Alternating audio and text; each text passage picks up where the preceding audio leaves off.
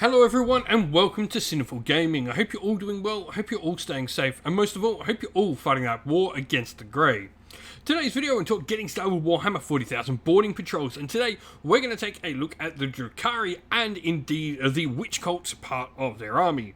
Now in this video we're going to go through mustering a boarding patrol for the Drukhari and look at some rules adaptations that apply to the army as well.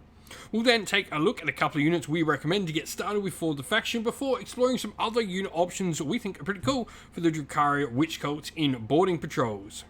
We'll finally finish off the video with a little sample army list of 500 points, the standard size game for boarding patrols, for you to use hopefully as some inspiration for starting your own boarding patrol force of the Drukhari Witch Cults. And so, mustering a boarding patrol. The first rule here, standard pretty much for everyone, is all witch cult units in your boarding patrol must be from the same witch cult. This applies, whether you're playing Craftworld, Chapter, or whatever. You can also include one fast attack choice, but only if it's Clawed, Fiend, or Chimera unit. You can include this unit in a Drukhari boarding patrol detachment, even if though it cannot include a Beastmaster. So, pretty cool. These are witch cult units, which is nice. Just gives us a few extra options. You can, if you include an Archon, get a Court of the Archon in your force, but only if it contains exactly one Larmian, one Medusa, one Slith, and one Urgle. You can't upgrade any models in your force to have the Lords of Cormorant upgrade, and units cannot have the Agile Hunter's Cult Obsession either. Now, rules adaptation wise, if a Drukhari boarding patrol contains one Cabalite Warriors, one Witches, and one Rax unit, then all units in that detachment gain the relevant cult obsession, and if your Warlord is an Archon, the Overlord ability is replayed with the Raid Mastermind ability as well. So, mixed forces definitely are something we'll talk about, and we'll get into talking about them in their own video.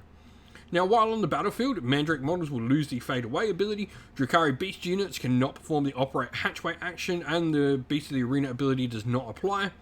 The Speed of the Kill Obsession can not allow units to get an advance roll more than a 6, and models with the Acrobatic Display Obsession cannot use that obsession to move through walls or closed hatchways. All pretty standard stuff. That a lot of the changes here are what you expect them to be, so let's get looking at where to get started. And where else to start but with the Succubus. This is the standard HQ option for your Witch Cults. And you've got a Weapon Skill, Bliss Skill 2+ Fighter, Strength and Toughness 3 being, normal sort of Eldari downsides, 5 wounds and 6 attacks though. Now, you've also got a bunch of cool rules. First of all, the Brides of Death, where Witch Cult core units within 6 inch reroll wound rolls of 1. This model has a 4-up invulnerable save, and each time an enemy unit that is within engagement range of this model is selected to fall back, roll off of your opponent, subtracting 1 from your opponent's roll. If you win, that enemy unit cannot fall back. If you've got a Shardner or Impaler, obviously you get subtracting 1 from your opponent's roll there.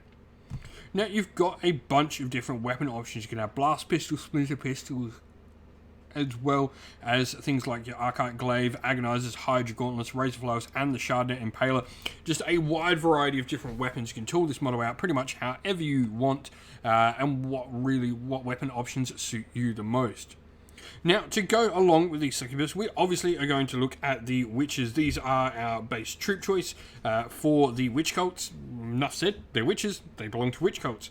Now, they have the ability to take a Phantasm Grenade Launcher on their unit leader, the Hecatrix, which is pretty cool. It's an Assault D3 blast, and each time a unit's hit by this weapon, you roll 2d6, and if it's higher than the enemy's leadership characteristic, they'll suffer a mortal wound. We've then got things like the Shardner Impaler, Razorflail, Hydra Gauntlet, all in the US options as well.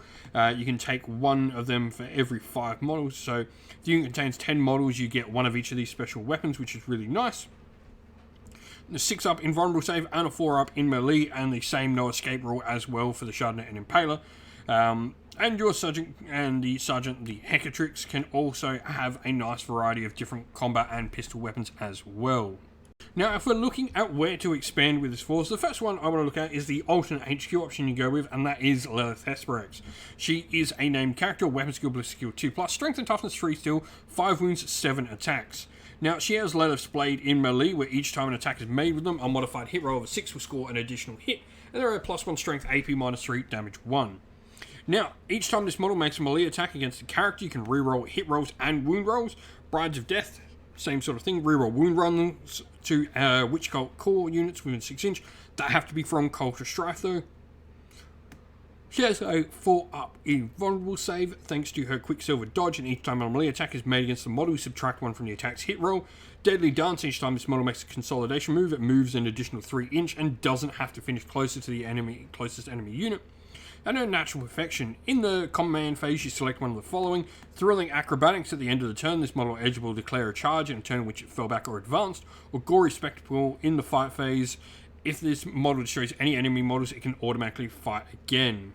She also has no escape as well on her. Now, if we start looking at the 2 beast units we can bring in, Clawed Fiends are really fun. They're nice at strength 5, toughness 5, 4 wounds, 5 attacks. Strength user, AP -2, damage 2. If they're over wounded, they go up to 6 attacks. The other option is the Chimera. Their big thing is they have a nice 5-up invulnerable save due to being otherworldly. Other than that, +1 strength, AP -1, damage 1, melee attacks, so put them at strength 5 with 3 attacks per model. The last unit I want to look at are the Mandrakes. These are sort of a unit for hire, so they sort of fit all the narrative. They don't belong in any particular one of the sub-factions, but they're pretty fun. Their Assault 2 Bale Blast can do some mortal wounds, and the Glimmersteel Blades are -1 AP, damage 1. Got a 5-up invulnerable save built in as well, and they are -1 to hit, so it's going to be a nice little defensive unit as well. And so here we have our sample army list for the Drukhari Witch Cults. Now, we've gone with the Cult of Strife, and this one is perhaps one of my favourite ones. I think, for me, this really does suit what we're trying to get at in boarding patrols here with the Cult of Strife. What the subsession will do is at the start of fight phase, if a unit has a subsession, it fights first, which is really cool. And each time a unit declares a charge, you get +1 to the charge as well, which is really nice. Now, you've also got our Succubus, which is going to be our Warlord leading the force. Like I said, on this, it's really up to you what weapon options you want to take. They're all the same cost. Combat drugs wise, on the units, though, I always like going to random 2. I think this is fun, and I think generally you will work out better than planning one, though if there's one specific one you want, take that one and choose one, but random 2 is always fun. Now, we've just got 3 Witch Squads. These are all exactly the same. They're all 135 points, but they've all got a Hecatrix with Agonizers and Blast Pistols and Phantasm Grenade Launchers. Each unit has the Hydra Gauntlets, Razor Flails, and Shardnet and Impaler, and then they're all 10 models strong. The cool thing here is they're all going to be doing the random 2x combat drugs as well. 25 power level, 15 points under, which isn't an issue in boarding patrols because we are more than 10 points under. If we're under and we've actually got less points than our opponent, we're going to start the game with an extra command point, which is pretty cool. If you've been playing with the Drukhari in boarding patrols, if you've played with a Witch Cult especially focused force in your boarding patrols, let us know how you've been going down in the comments below. And so that's the end of the video. Thank you all for watching. If you enjoyed it, please don't forget to leave a like and subscribe. And if you did enjoy the video and you want to say something, leave us a comment down below and let us know what you thought. If you'd like to come chat more with me and other members of our great little community here at Cinderful Gaming, we have a Discord server linked down in the video's description. Also down there in the video's description are the best ways to help support the channel if you'd like to do so. You can either grab yourself some merch via our Teespring or Ko-fi stores, which are linked down there, or our Patreon and YouTube members where you can help support the channel, get yourself a shout out, and indeed if you're a YouTube member as well, get yourself some cool emotes to use in our live discussions or indeed on your comments on YouTube. As a special thank you to all our Patreon and YouTube members, we'd like to give you all a shout out. So thank you to our Patreons, Christian Weir, Soren, Kenny Lau, Outer Shot First, Andrew Bowen, The Rising 8, Q Dynamic, Anthony B, JJ Austrian, Average Wargamer, Domir, Mark Harvey, James Cater, Benjamin Swallows, Red Martin, Iron Grinch, Nicholas Conomos, Colorblind Magic, and Daniel Etherington. And to our YouTube members, Green Roots Gaming, Ronya, Lock Lorick, The Johnny84, David Ellsworth, Wolfric Nick, Broken Chef, Ariane Edwards, Revenar, Pink Nico Fire, Robin Mankiller, Monty's Tabletop Terrain, John Castle, Davis Weir, James South, James Tillman, and Dylan Areno. And lastly, a special thanks to Lady Witchfox Art, who does all the amazing artwork you see here for the channel, and to everyone who helps run our Discord server, all our mods, you're fantastic, and everyone who makes it a great place in there as well, and indeed to everyone who helps come and do the battle reports, and to all our sponsors on the channel as well. Thank you all once again for watching, everyone. Stay safe, stay well, and most of all, keep fighting that war against the Grey. Ciao for now.